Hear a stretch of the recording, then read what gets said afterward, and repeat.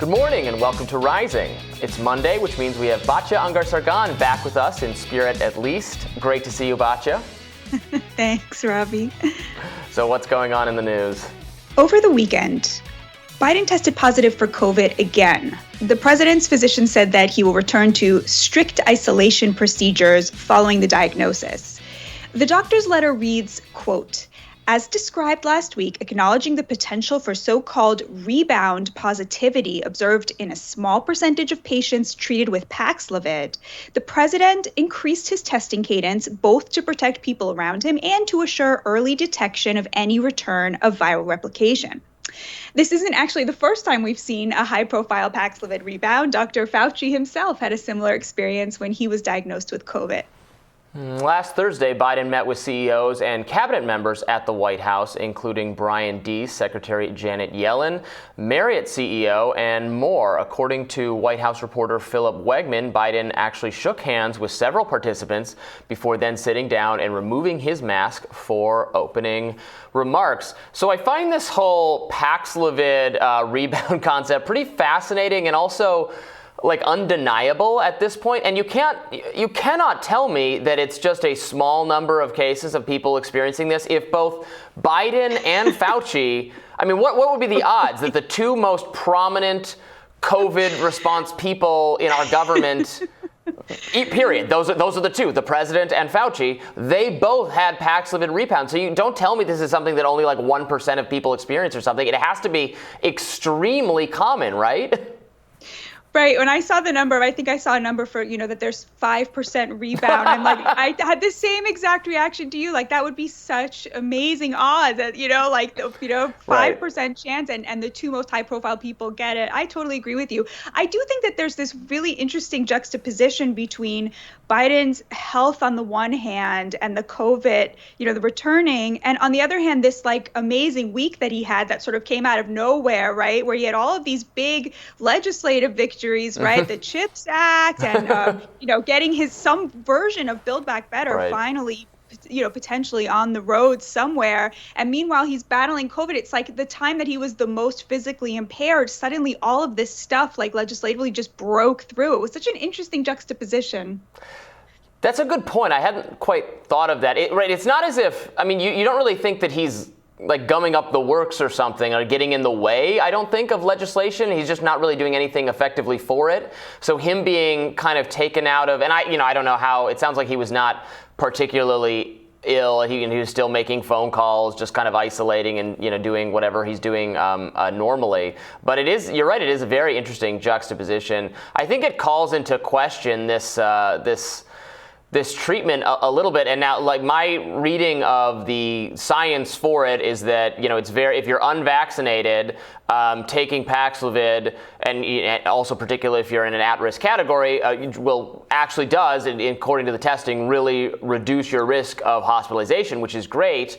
But they don't really have that. I guess your risk of hospitalization if you're vaccinated and you're not in an at-risk category is pretty low. So then trying to demonstrate the extra efficacy of this pharmaceutical. I was talking to someone, a colleague of mine at my other organization, Reason, who was saying that he thinks maybe starting Paxlovid too early can be the issue because then if your body needs time to develop antibodies to COVID.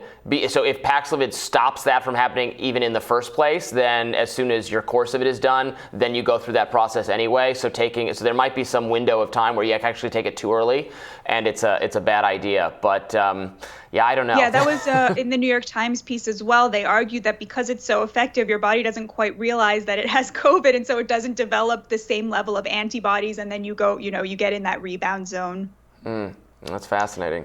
Well, I think it does, suggest that we really have to get mentally, if nothing else, in the post kind of COVID, post-pandemic frame of mind. Look, it's inevitable. Everyone's going to get it eventually, sooner or later. Very contagious. We're not the kinds of restrictions that we've done in the past. We don't even know how much they're helping. Maybe they help a little bit. They're certainly not slowing the spread of the variants that break out regardless. But, we don't have, substantially, we do not have like out of control hospitalizations or deaths.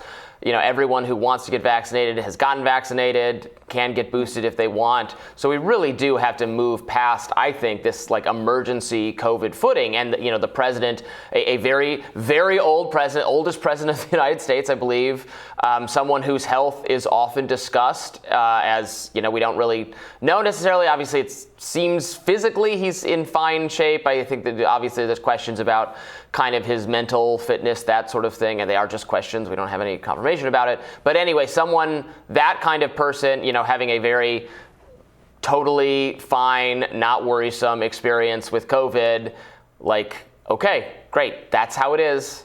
Let's move on. Yeah, it's reminding me a lot of when President Trump got COVID, and he was so triumphalist about it, right? Like, I'm fine, it was terrible, and now I'm great. And, I agree with you. There's something about the spectacle of somebody who we think of as, weak and old, having such a triumphant recovery. And, he's in the rebound now, but, God willing, he'll come out of this as well, just like he did last week and managed to accomplish even more. So I agree with you. There's something about that really, it makes you feel very optimistic about where we're at in terms of the pandemic. And I think also, the thing that will keep coming up for Democrats, I think, is, so he got these negative tests. He went out there, he shook hands, he took his mask off, right?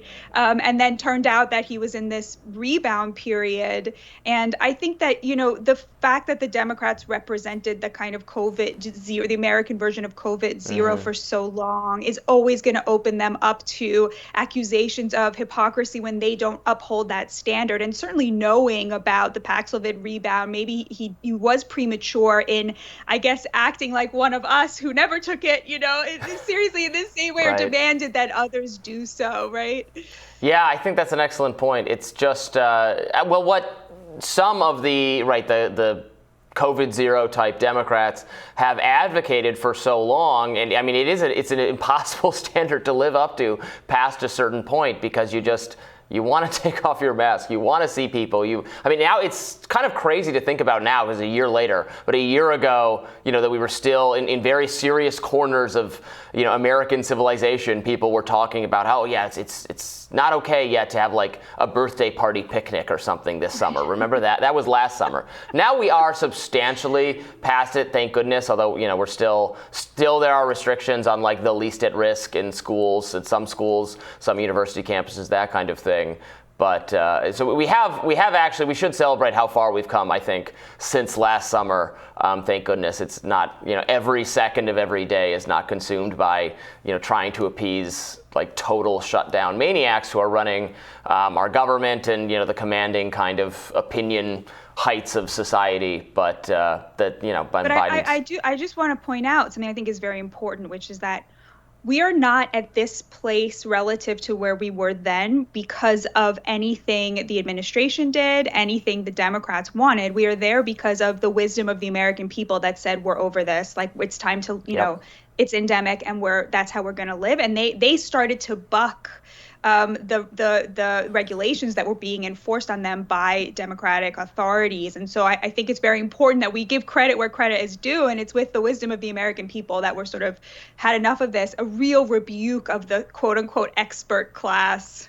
Yes, the people said no. And I think some Democrats started getting that right last, January, February-ish, after, seeing some things like the Virginia gubernatorial race, the near loss in New Jersey, I think, other places, going like, if we cling to this, it will be a political loser. So I think that did make a difference, just as you said.